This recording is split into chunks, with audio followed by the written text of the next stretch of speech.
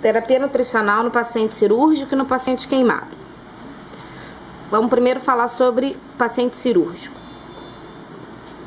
Antes da gente entrar na terapia especificamente, a gente precisa entender que a cirurgia, ela também é um trauma, assim como a queimadura e outras agressões. Essas doenças, elas podem levar a uma síndrome conhecida como SIRS, que é a síndrome inflamatória, síndrome da resposta sistêmica inflamatória. Essa síndrome é uma manifestação clínica da inflamação aguda do endotélio, condição muito comum em pacientes graves no período pós-operatório. A SIRS pode estar relacionada com infecção, trauma, queimadura, pancreatite ou doenças pulmonares. Ela é uma das principais manifestações de pacientes com sepse, que é a própria SIRS com foco infeccioso identificado. Para que a gente caracterize a SIRS, para que a gente classifique o paciente portador dessa síndrome, ele precisa ter pelo menos dois desses quatro critérios. A temperatura tem que estar acima dos 38 ou abaixo dos 36, frequência cardíaca acima de 90 batimentos por minuto, a frequência respiratória maior do que 20 RPMs ou um paciente hiperventilando com uma PCO2 menor do que 32 visto na gasometria. E a contagem leucocitária, o paciente pode apresentar ou a leucocitose, com mais de 12 mil células, ou a leucopenia, com menos de 4 mil células. Para que se caracterize a SIRS, ele precisa ter dois desses critérios, ou mais. As cirurgias, elas podem ser classificadas de acordo com o grau de urgência, com a finalidade da cirurgia ou com o porte da cirurgia. Com relação à urgência da cirurgia, ela pode ser considerada uma cirurgia eletiva, ou seja, uma cirurgia que ela é programada, uma cirurgia de urgência, onde se fez um diagnóstico no consultório e se tem uma urgência na realização da cirurgia, ou uma cirurgia de emergência, onde esse paciente ele vai dar entrada já no hospital para fazer o diagnóstico da cirurgia e ir para a mesa de cirurgia. Com relação à finalidade, é qual o objetivo que se vai fazer a cirurgia. São 5 tipos. A cirurgia curativa, onde, por exemplo, você tem um tumor e você vai conseguir ressecar todo esse tumor, curando o paciente daquela doença. A paliativa, quando muitas das vezes você só vai aliviar algum sintoma. No câncer é muito comum você fazer tanto a curativa quanto a paliativa. Então, às vezes, uma obstrução, um tumor muito grande, que você diminui o tamanho do tumor para que você possa ter, por exemplo, passagem do tubo digestório. Cirurgia diagnóstica, às vezes o paciente entra no centro cirúrgico com um trauma abdominal fechado, sofreu um acidente de carro e você precisa abrir o abdômen do paciente, por exemplo, para entender se houve uma fissura, se houve uma laceração de fígado, que é a cirurgia diagnóstica. Essa cirurgia, quando você abre o paciente e não acha nada, a gente chama de laparotomia branca, ou seja, você abre, quando isso acontece no abdômen, você abriu o abdômen do paciente e você não conseguiu encontrar nada que justificasse a clínica daquele paciente. Cirurgia reparadora, quando você quer reparar alguma coisa, e a reconstrutora, que muitas das vezes é feita pós, por exemplo, mastectomia, onde você faz a reconstrução da mama daquela mulher. E com relação ao porte da cirurgia, ou seja, com relação à quantidade de fluxo sanguíneo que é perdido. A de grande porte, onde você tem um grande fluxo sanguíneo, a de médio porte, quando você tem um médio fluxo sanguíneo, e a de pequeno porte, quando você tem um pequeno fluxo sanguíneo. É óbvio que quanto maior o porte da cirurgia, maior a probabilidade de complicação dessa cirurgia. E aí a terapia nutricional se faz mais necessária, mas muitas das vezes ela é até mais difícil de ser feita, principalmente por via oral, por exemplo, onde a gente vai precisar abrir mão da terapia nutricional enteral, ou até muitas das vezes a própria terapia nutricional parenteral. O estado nutricional, ele interfere muito nos pacientes cirúrgicos. A desnutrição, por si só, ela aumenta as chances de infecção, com isso aumenta o tempo de internação do paciente e aumenta a morbimortalidade. Existem 3 artigos que são clássicos, né? Um artigo de 97, um de 95 e um de 2001, esse de 2001 feito por brasileiros, mostrando como a desnutrição é um fator de risco para o paciente cirúrgico. Então, é sempre bom e é sempre válido se a gente pode renutrir esse paciente, se a gente pode alimentar pré-operatoriamente, restabelecer estado nutricional, é interessante que seja feito antes desse paciente ir para a cirurgia. Mas essa renutrição, essa nutrição pré-operatória, ela tem que ter no mínimo 7 dias, porque menos do que isso não tem benefício que justifique o custo. Então, de 7 a 14 dias é o tempo que a gente consegue, pelo menos, melhorar um pouco o estado nutricional. Muitas das vezes a gente não faz o paciente ganhar peso, mas a gente faz o paciente melhorar o estado inflamatório dele e aí a gente consegue melhorar o prognóstico da cirurgia. Bom, qual é o objetivo da terapia nutricional na cirurgia? É prevenir a desnutrição ou minimizar seus efeitos. Além disso, hoje a gente também inclui imunomodulação e melhora do estresse oxidativo. Bom, como eu falei, a terapia nutricional pré-operatória está indicada por um período de 7 a 14 dias no paciente com risco nutricional grave. Esse risco nutricional ele precisa ser feito através da ASG, da avaliação subjetiva global. Se essa ASG tem como resultado o resultado C, é um paciente que precisa de terapia nutricional pré-operatória. Um paciente com albumina sérica menor do que 3 mg por decilitro, sem evidência de disfunção hepática e renal, também é um paciente que tem indicação de terapia nutricional pré-operatória. E um paciente com perda de peso maior do que 10% nos últimos 6 meses, com IMC menor do que 18,5. Os pacientes desnutridos que sofrem cirurgia de câncer do aparelho digestivo e cabeça e pescoço, também é importante fazer a pré-operatória, mas com imunonutrientes por 7 a 14 dias.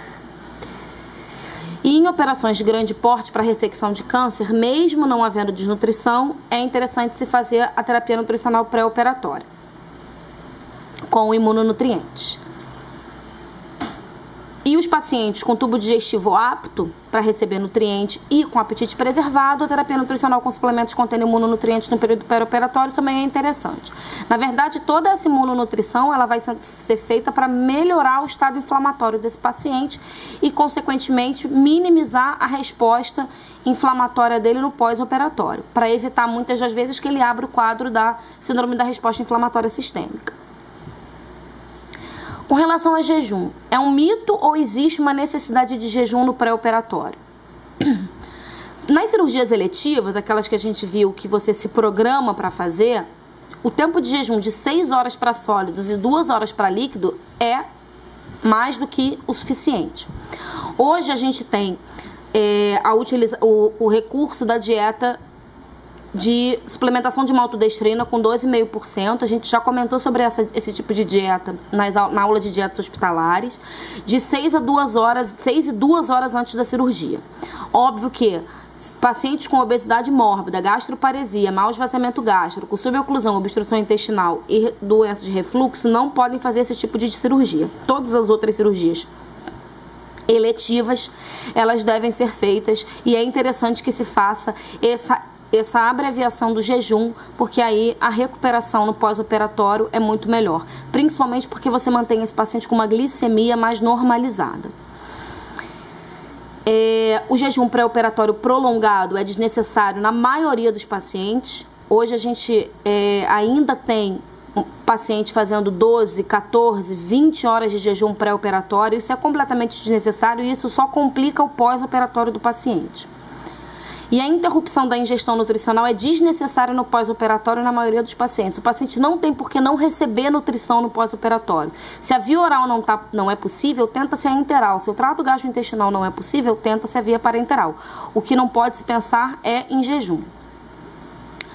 Bom, então quando iniciar a alimentação no pós-operatório, tem que ser o mais precoce possível, de 12 a 24 horas na maioria dos procedimentos cirúrgicos. É óbvio que todo paciente que faz cirurgia, seja ela onde for, principalmente se teve uma anestesia, a gente precisa fazer a avaliação do trato gastrointestinal para a introdução da alimentação. Esse trato gastrointestinal está funcionando? Ótimo, podemos utilizá-lo. A via oral está preservada? Ele tem consciência para se alimentar por via oral? Tem. A alimentação via oral sem problemas. Não, ele não tem condição de se alimentar por via oral. ele não tem consciência ou a via oral dele está obstruída, está ocupada por um tubo orotraqueal, por exemplo. A gente vai passar a sonda e fazer a nutrição enteral. Lembrando que a reintrodução dessa dieta deve seguir aquelas recomendações que a gente também já viu na aula de dietas hospitalares, dependendo de qual foi a cirurgia, começar com uma dieta líquida de prova para testar esse trato gastrointestinal e ir evoluindo. Mas isso não é uma obrigação. Nem toda cirurgia precisa começar com líquida de prova. Uma cirurgia, um parto, por exemplo, uma cesariana, é uma cirurgia, se não houve nenhuma complicação na cirurgia, não houve nenhuma lesão em trato gastrointestinal, essa paciente pode comer pastosa e evoluir para branda rapidamente. Caso o trato gastrointestinal não possa ser utilizado, a NPT deve ser considerada. O jejum é que não deve ser uma opção.